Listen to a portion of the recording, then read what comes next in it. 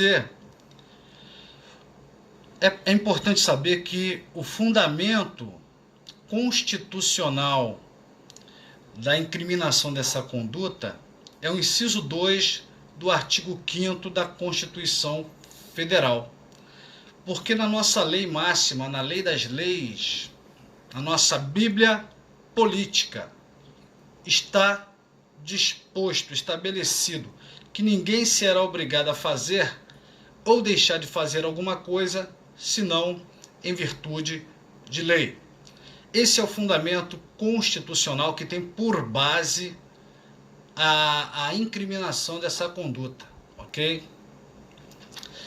Bom, todo crime ofende a um bem jurídico. O que o legislador quis proteger ao tipificar penalmente essa conduta é o bem jurídico, liberdade do cidadão. Se você pegar o artigo 5º caput da Constituição Federal, ela prevê direitos e garantias individuais e coletivos fundamentais. Um dos direitos individuais fundamentais é o direito de liberdade.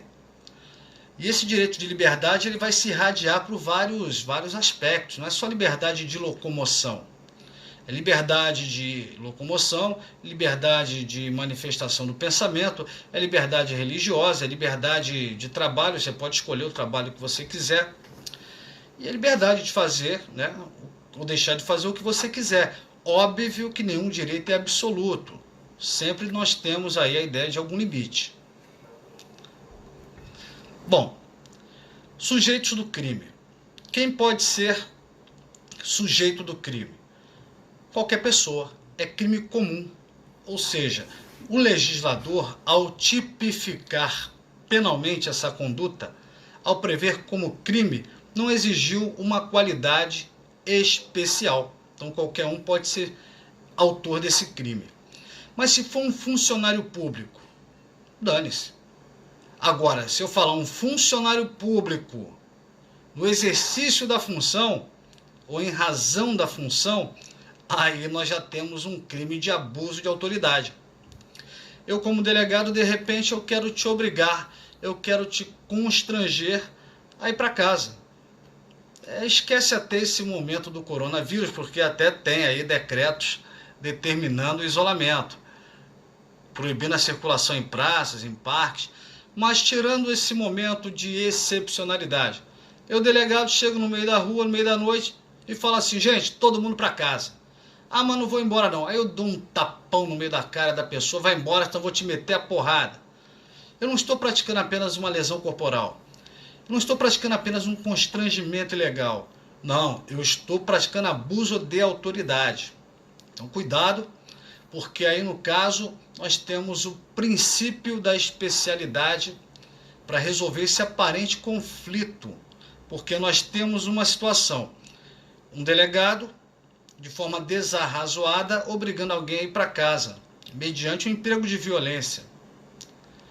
Está constrangendo alguém a fazer algo que a lei não manda. É constrangimento ilegal. Você poderia até pensar que essa conduta se amolda no artigo 146. Mas tem uma norma especial que prevê uma solução especialmente para o caso do funcionário público, no exercício da função, que se amolda melhor a essa situação. Então, pelo princípio da especialidade, a gente afastaria o artigo 146 e enquadraria no artigo, na lei de abuso de autoridade. Ok? Vamos ver o próximo slide. Então, sujeito passivo. Sujeito passivo é qualquer pessoa. Qualquer um pode ser vítima desse crime. Agora, é óbvio que tem que ser qualquer pessoa que tenha capacidade de decidir sobre seus atos, sobre sua conduta.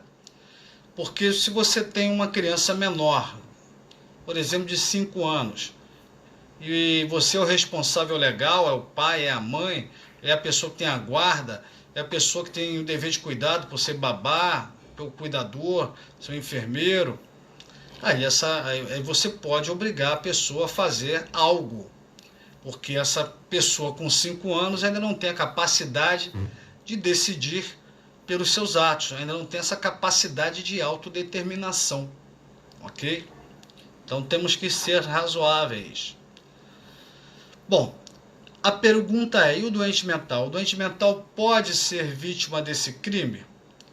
Olha, se for um doente mental que não tenha a capacidade de autodeterminação, esse doente mental não pode ser vítima desse crime. Tem que tomar cuidado porque a doença mental, ela pode suprimir a capacidade de entender, ela pode suprimir a capacidade de se autodeterminar, mas de repente ela não vai tornar a pessoa inteiramente incapaz. Muitas vezes a doença mental ela reduz essa capacidade, mas a pessoa ainda tem alguma capacidade. Ou então a doença mental, ela às vezes se manifesta, às vezes não. Tem momentos de lucidez. Então, quando nós falarmos em doença mental, tem que ser analisado o caso concreto, para saber se aquele portador de doença mental pode ou não pode ser sujeito passivo desse crime. Ok? Vamos dar aqui uma paradinha.